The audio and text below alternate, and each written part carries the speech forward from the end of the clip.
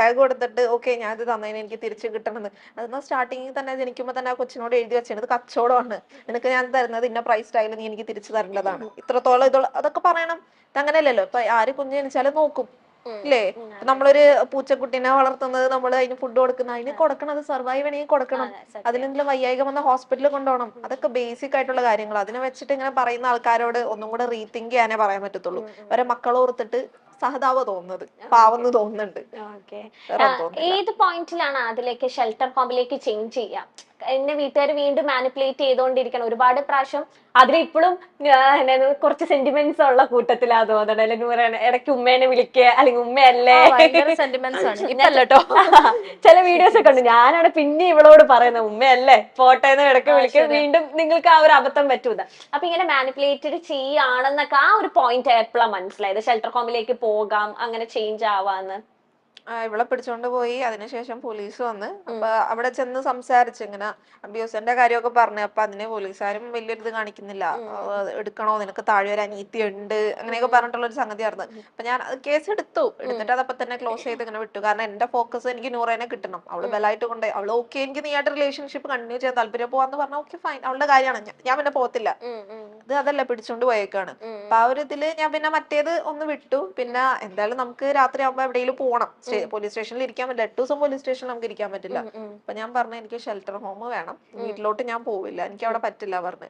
അവിടെ അപ്പുറത്ത് ഫാദർ ഒക്കെ സംസാരിക്കുന്നത് ഞാൻ കേട്ടതാ. അവരെ ഇവളത്ര അബ്യൂസ്ഡ് ആയിട്ട് ഇവളെ പാരന്റ്സും റിലേറ്റീവ്സും പറയണം ഒന്നും നടക്കാത്ത പോലെ പറയണേ പോലീസിനോട്, ഞങ്ങളെ പറ്റി ഒന്നും കുറ്റം പറയല്ലേ എന്നുള്ളത് മാനിപ്പുലേറ്റ് ചെയ്ത്. അത് ഇവള് സമ്മതിച്ച് ഞാൻ പറയുന്നത്. പക്ഷെ അവര് വന്നതിന് ശേഷം ഞാൻ പറഞ്ഞു, കാരണം അല്ലെങ്കിൽ ഞാൻ അവിടെ എന്താവും എനിക്ക് അറിയില്ല. എന്റെ നിലനിൽപ്പ് എനിക്ക് നോക്കണമല്ലോ. ഞാൻ പറഞ്ഞു എനിക്ക് ഇനി അവരോട് പോകാൻ പറ്റത്തില്ല എന്ന് പറഞ്ഞു. എന്നെ മാറ്റണം പറഞ്ഞു ഷെൽട്ടർ ഹോമിലോട്ട് മാറ്റി. പക്ഷെ അവിടെയും ഫോണൊന്നും കൊടുക്കരുത് എന്ന് വീട്ടുകാർ പറഞ്ഞതിന്റെ ഇതിൽ എനിക്ക് ഫോണൊന്നും അങ്ങനെ കിട്ടിയിട്ടൊന്നുമില്ല. അപ്പൊ അതിന്റെ ഒരു ഇന്ന സമയം ഇത്ര ഒരു ടൈമിനുള്ളിൽ ആ ഒരു ടൈം മാത്രമേ ഫോണ് കിട്ടത്തുള്ളൂ, അങ്ങനത്തെ ഒരു സംഭവം ഉണ്ടായിരുന്നു. പിന്നീട് അങ്ങോട്ട് മാറി. പക്ഷെ അങ്ങോട്ട് മാറിയപ്പോ അവിടെയും കുറെ ഒറ്റക്ക് ആയിട്ടുള്ള ഒരാൾക്കാരാ. അപ്പൊ എനിക്ക് അത് ഭയങ്കര ബുദ്ധിമുട്ടായി. ഭയങ്കര അവിടെ ഉമ്മയൊക്കെ വന്ന് കാണാൻ വന്നിട്ടുണ്ടായിരുന്നു.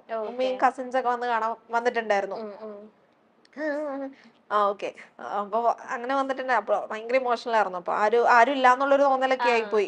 ഇവിടെ കോണ്ടാക്റ്റിൽ എന്തായി അറിയില്ല, സൗദിക്ക് കൊണ്ടുപോയോ, അപ്പൊ അങ്ങനെയൊക്കെ ഉള്ള ഒരു ഇതുള്ളത് കൊണ്ട് എങ്ങനെയൊക്കെയോ 8 ദിവസം പോയി. പക്ഷെ അതൊരു 8 വർഷത്തിന്റെ ഒരു ഇതായിരുന്നു എനിക്ക്. അതെ അതെ അതെ. ഈ ഒരു 8 ദിവസത്തിൽ അതിൽ ഇത്രയൊക്കെ ചിന്തിച്ചു എന്തൊക്കെയായിരിക്കും നൂറയ്ക്ക് വിട്ടത്? നൂറ എങ്ങനെയായിരുന്നു ലൈക് അതില് ഈ ഒരു 8 ദിവസം എന്ന് പറയുന്നത് നിങ്ങൾക്ക് ഒരുപാട് കാര്യങ്ങൾ ഇങ്ങനെ മനസ്സിലേക്ക് പെട്ടെന്ന് പെട്ടെന്ന് വന്നുകൊണ്ടേ ഇരിക്കുവാണല്ലോ, ഒരു ടെൻഷനും പേടിയൊക്കെ. ആ നൂറ എങ്ങനെയാ സർവൈവ് ചെയ്തേ? ആക്ച്വലി ഞാൻ സർവൈവ് ചെയ്യാൻ നോക്കി. ഞാൻ ആ 8 ദിവസം എന്ന് പറയുന്നത് ഫുഡ് പോലും കഴിച്ചിട്ടില്ല. കരച്ചിലോടെ കരച്ചിലായിരുന്നു, ഫുൾ ടൈം കരച്ചില്ല. എനിക്ക് ഇവളെ പറ്റി എന്താ അറിയുന്നില്ല, കോൾ ചെയ്യാൻ പറ്റുന്നില്ല, എന്തെങ്കിലും ചെയ്തോ, ആരെങ്കിലും എന്തെങ്കിലും ഉപദ്രവിച്ചോ എന്നൊക്കെയുള്ള നല്ല ടെൻഷനും പേടിയും ഉണ്ടായിരുന്നു. ഞാൻ എന്നിട്ട് കരഞ്ഞും ഞാൻ ഇവരെ കാല് പിടിച്ചിട്ട് പോലും ഇവര് ഫോൺ തരൂല. ഫോൺ തരുമോന്ന് ചോദിച്ചാൽ പറയാ അത് പോലീസ് എടുത്തു വെക്കാൻ പറഞ്ഞിരിക്കുന്നു, ആർക്കും എടുക്കാൻ പറ്റില്ല. ഓക്കെ, ആർക്കും എടുക്കാം, എല്ലാരും കൂടെ ചേർന്ന് കളിക്കുന്ന കളിയാണിത്, അതെടുക്കാൻ പറ്റൂല. അതില ഓക്കെയാണ്. അങ്ങനെ ഞാന് ഭയങ്കര മാനിപ്പുലേറ്റഡ് ആവുന്നുണ്ടായിരുന്നു അവിടുന്ന്. ഞാൻ എങ്ങനെയല്ല പറഞ്ഞ, ഞാൻ വീട്ടിലോട്ട് പോയി ഫുഡൊക്കെ കഴിക്കുന്നുണ്ട്, ഞാൻ ഹാപ്പി ആണെന്നൊക്കെ എന്നെ ഓക്കെ ആക്കാൻ വേണ്ടിട്ട് അങ്ങനെ പറഞ്ഞതാണ്, ഫുഡ് കഴിക്കാനൊക്കെ വേണ്ടി. പക്ഷെ അത് ഭയങ്കര സ്ട്രഗിൾ ആയിരുന്നു. പിന്നെ അവര് കുറെ മതത്തിന്റെ കാര്യങ്ങളൊക്കെ പറഞ്ഞിട്ട് എന്നെ ചേഞ്ച് ആക്കാൻ നോക്കി. അവിടെ ഒരു ഉസ്താദോ തങ്ങളോ ആരും ഉണ്ടായിരുന്നു. അയാളാണ് ആ ഒരു 8 days സംതിങ് എന്റെ കൂടെ ഉണ്ടായിരുന്നു. അയാൾ ഇങ്ങനെ സംസാരിച്ചുകൊണ്ടിരിക്കുക എന്നോട്, ഒറ്റ സമയം പോലും ഇങ്ങനെ വിടാണ്ട് സംസാരിച്ചുകൊണ്ടിരിക്കുക, like change my mind. Okay, ഇപ്പൊ ഇസ്ലാമിക് രീതിയിൽ ഒരു ഇത് തരുവാണ്, ഒരു പ്രീച്ച് തരുവാണ് മാറാൻ വേണ്ടിയിട്ട്.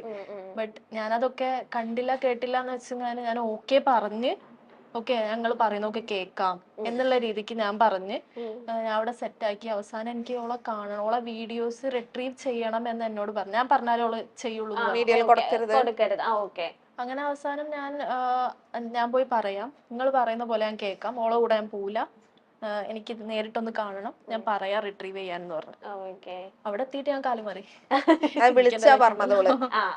അതും പക്ഷെ നടന്നില്ല. എന്നിട്ടാണ് കാരണം ഒരു ലാസ്റ്റ് ഒരു കച്ചിത്തുരുമ്പാണല്ലോ നിങ്ങൾ രണ്ടുപേരും ഒന്നിക്കുക എന്ന് പറയുന്നത്. അവര് പറഞ്ഞ സമ്മതിച്ചിട്ട് ആ ഒരു ടൈമില് ഇത് നമ്മളെ മാനിപ്പുലേറ്റ് ചെയ്യുമ്പോൾ നമ്മളും അത് തിരിച്ച് വർക്ക് ആയിട്ടാന്ന് പറഞ്ഞ് നിൽക്കണമല്ലോ, നല്ല നമുക്ക് മീറ്റ് ഇപ്പം ചെയ്യാൻ പറ്റുള്ളൂ. ആദ്യമൊക്കെ ഉമ്മമാര് മാത്രല്ലേ ഇത് അറിഞ്ഞിരുന്നത്, വാപ്പയുടെ ചെവിയിൽ എത്തിക്കാതെ അവര് തന്നെ സൂക്ഷിച്ചു. ഇപ്പം സാധാരണ പെൺകുട്ടികൾ എപ്പോഴും അച്ഛന്മാരായിട്ടാണ് ഭയങ്കര കണക്ഷൻ, അല്ലെങ്കിൽ അച്ഛന്മാർക്ക് പെൺകുട്ടികളെയാണോ ഭയങ്കര കാര്യം എന്നൊക്കെയാണല്ലോ.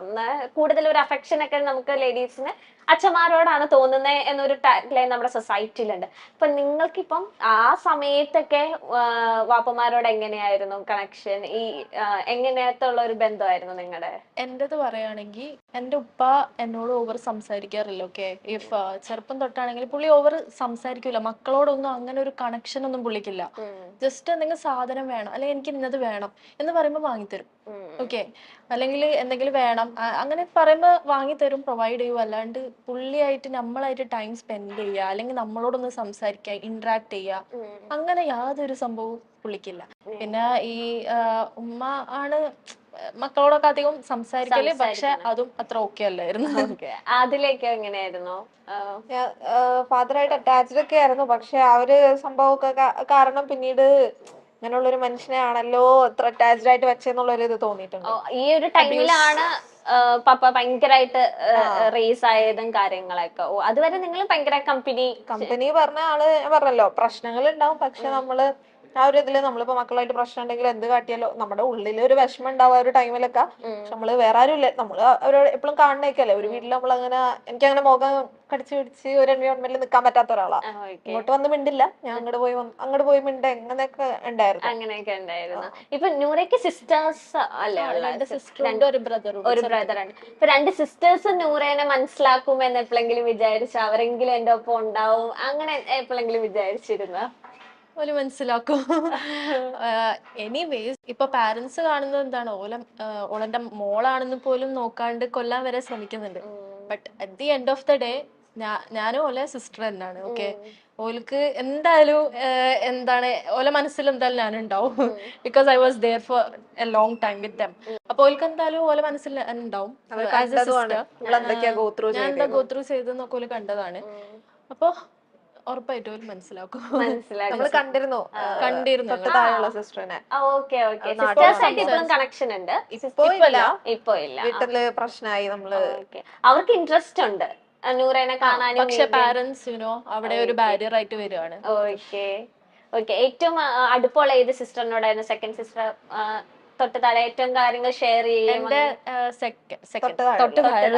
തൊട്ട് താഴെ ഉള്ളത്. ഓക്കെ.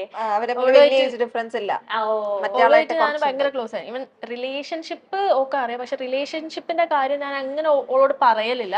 പക്ഷെ ഞാൻ പറയലുണ്ട് ഓളോട്. എന്തായാലും അവള് നമ്മള് കണ്ടപ്പോ പറഞ്ഞായിരുന്നു എന്നെ പിടിച്ച് പിന്നെ ഞാൻ അതിനെ പറ്റി ഒന്നും ബോധര, കാരണം എനിക്കറിയാം നീ പോകുന്നു. ഞാൻ ഓളോട് ആ വീട്ടില് ആരോടാണ് ഓപ്പൺ അപ്പ് ചെയ്തെന്ന് ചോദിച്ചില്ലേ, ഞാൻ ഓളോട് പറഞ്ഞിട്ടുണ്ടായിരുന്നു. അതായത് മിന്നു ഞാൻ ഇവിടുന്ന് ഇറങ്ങും എന്തായാലും, കാരണം പാരന്റ്സിന്റെ ഈ ഒരു സ്റ്റേറ്റ് ആൻഡ് ഓൾ എനിക്ക് പറ്റൂല, ഞാൻ ഇവിടുന്ന് എന്തായാലും ഇറങ്ങും, എനിക്ക് ഇൻഡിപെൻഡന്റ് ആവണം, എനിക്ക് വേണ്ടി ജീവിക്കണം. അപ്പോൾ ഓള് പറയും yes you can do, it's your life. അത്രേ ഓള് പറയുള്ളൂ, അതിൽ കൂടുതലൊന്നും പറയൂല.